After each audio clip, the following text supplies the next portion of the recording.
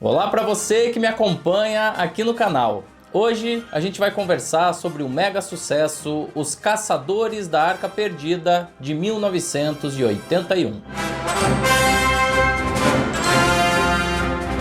Mais de 2,5 bilhões de dólares. Esse é o valor estimado da receita total gerada pela franquia Indiana Jones até hoje.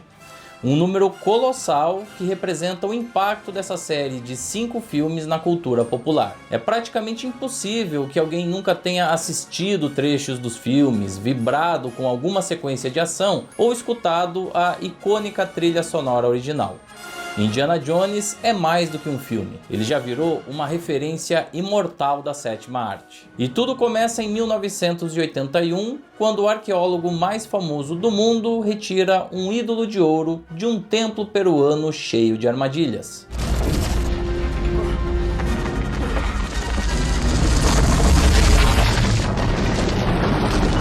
Você pode ter as mais variadas restrições em relação a Steven Spielberg, mas é inegável o quanto ele tem habilidade para pelo menos 3 coisas: prender a atenção do espectador, criar ambientes fantásticos e provocar a imaginação do público. Os primeiros segundos do filme já entregam isso de uma forma bem didática, uma vez que, ainda durante os créditos iniciais, a gente é transportado para um local inóspito, perigoso, de natureza praticamente intocada. E naquele lugar isolado, o nosso protagonista tem que lidar com uma série de variáveis: a ameaça dos povos locais, as traições dos homens que o acompanhavam e as incontáveis armadilhas daquele templo misterioso. No fundo, nós como espectadores nos identificamos com o personagem, torcemos por ele. O Indiana Jones é carismático por ser jovem, inteligente, rápido, habilidoso e, mais do que tudo isso, bom caráter. Ele não usa as suas ferramentas para o mal, não está ligado a nenhum grupo de interesse ou esquema obscuro. Pelo contrário,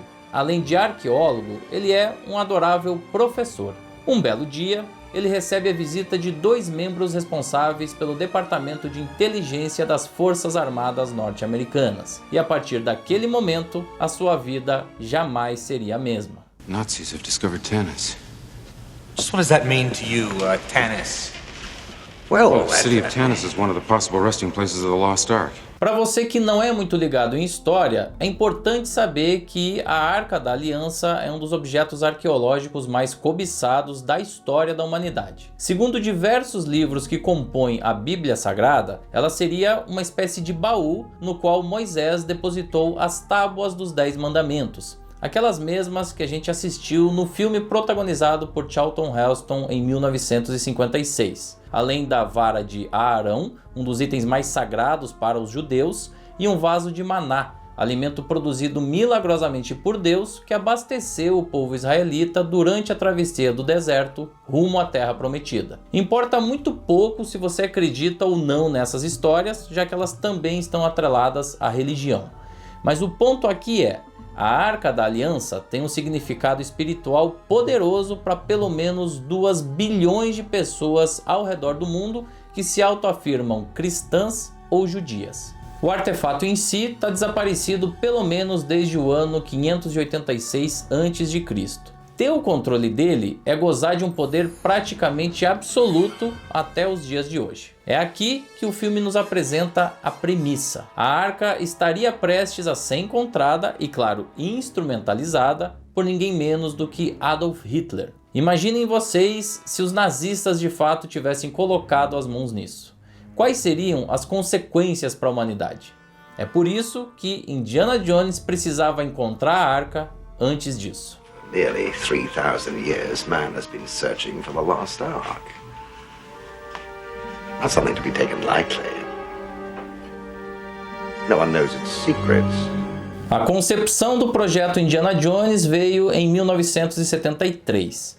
Na época, George Lucas tinha acabado de terminar Loucuras de Verão, que nós inclusive já analisamos aqui no canal. E tinha também o desejo de desenvolver uma história inspirada nos filmes seriados que ele assistia quando era mais jovem. A gente está falando aqui de Legião do Zorro, Terror dos Espiões e Buck Rogers, entre várias outras séries de curtas-metragens que eram exibidas nos cinemas antes de um longa lá na primeira metade do século XX principalmente. Ainda que a qualidade técnica e o desenvolvimento do roteiro não fossem dos mais apurados, essas produções ofereciam ação, aventura e entretenimento, preparando a plateia para o filme que viria a seguir. O título provisório do projeto era As Aventuras de Indiana Smith, e por volta de 1975, o cineasta Philip Kaufman chegou a trabalhar no desenvolvimento da primeira história. Ele também seria o diretor do filme, mas por já estar comprometido com outro projeto, isso não foi possível. George Lucas finalizou Guerra nas Estrelas em 1977 e tirou alguns dias de férias no Havaí,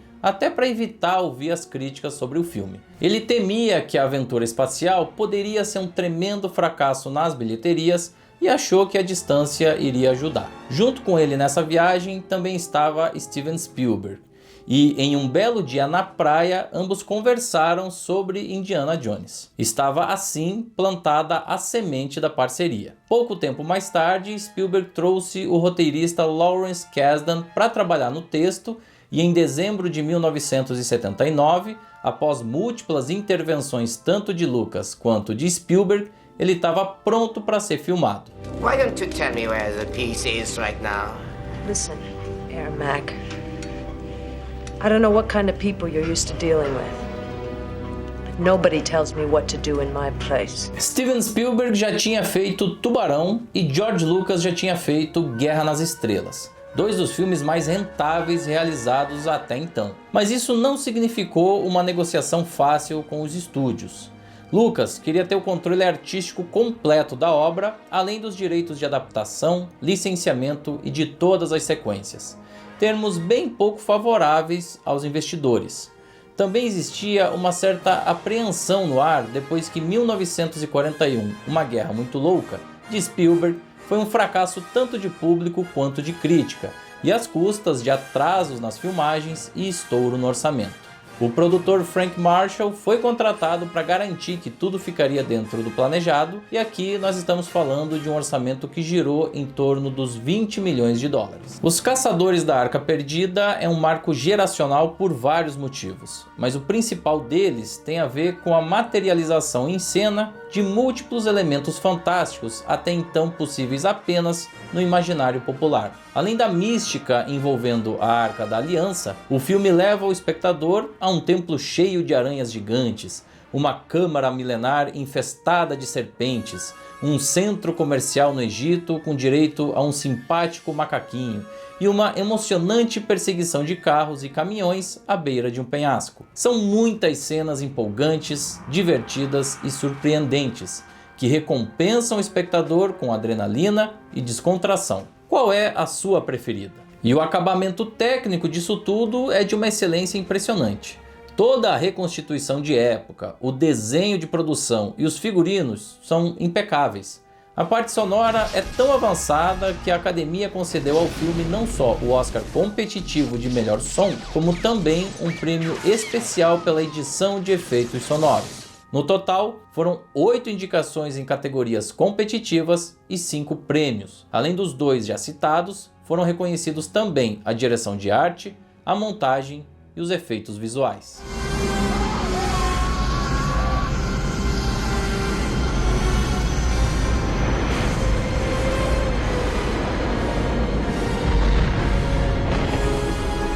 Você até pode achar tosco esse tipo de recurso nos dias de hoje, mas lembre-se sempre de que a gente está falando aqui de um filme com quase meio século de lançamento.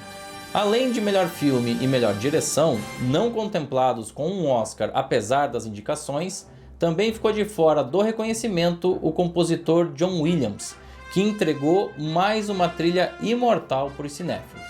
Eu acho que todo mundo concorda o quanto essa música é forte na construção imagética do personagem, além do quanto ela consegue absorver o tom certo de aventura que o projeto pede. Pessoalmente, é um dos temas cinematográficos que eu mais gosto de todos os tempos.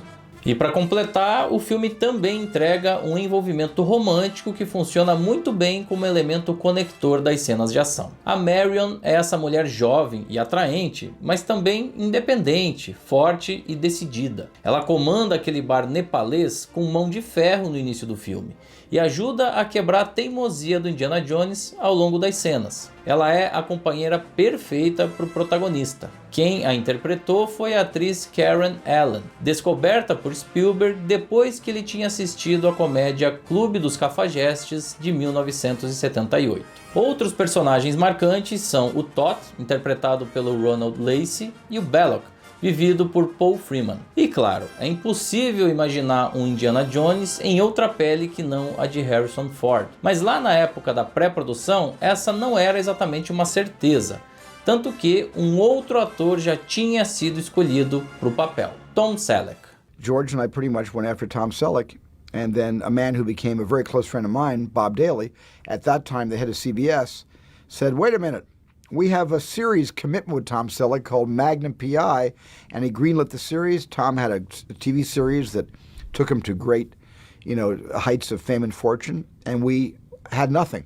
And I said, well, what are we going to do now? Quem sugeriu o nome de Harrison Ford foi Steven Spielberg, mas George Lucas tinha suas restrições por causa da participação do ator na série de filmes Guerra nas Estrelas. Ford entrou em contato com o projeto, gostou muito e se comprometeu a participar não apenas deste título, como de futuras continuações. E assim, se consolidou como uma das maiores referências masculinas da segunda metade do século XX no cinema. O lançamento comercial do filme aconteceu em junho de 1981 por uma arrecadação final superior aos 200 milhões de dólares, 10 vezes mais do que o orçamento inicial. Ele ficou mais de 40 semanas seguidas em exibição no top 10 das bilheterias norte-americanas e fechou o ano à frente de produções como Arthur, o Milionário Sedutor, Num Lago Dourado, 007 Somente para Seus Olhos e Superman 2 A Aventura Continua. Mais do que isso, ele estabeleceu um novo marco de referência para o gênero. As continuações Indiana Jones e o Templo da Perdição, de 1984, e Indiana Jones e a Última Cruzada, de 1989, foram sucessos ainda maiores, mantendo ou muitas vezes superando a qualidade técnica e artística do original. Em 2008, Indiana Jones e o Reino da Caveira de Cristal já teve críticas divididas.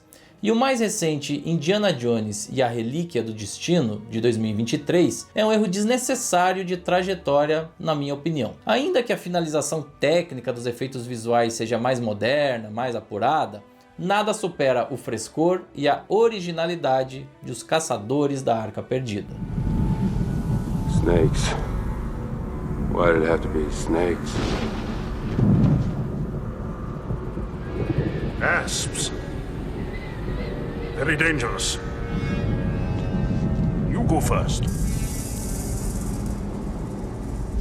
Impossível falar de cinema no século XX sem pelo menos citar Indiana Jones. O personagem é hoje uma referência do cinema de ação, e essa trajetória começou em 1981 com Os Caçadores da Arca Perdida. Mais do que um filme bem realizado, essa colaboração entre os amigos Steven Spielberg e George Lucas é a materialização do sonho de dois meninos. Mas muito além da preocupação com as suas próprias expectativas, eles entregaram uma produção bem equilibrada, de alta complexidade prática, personagens carismáticos, finalização técnica impecável e algo essencial para o cinema: altíssima capacidade de encantamento.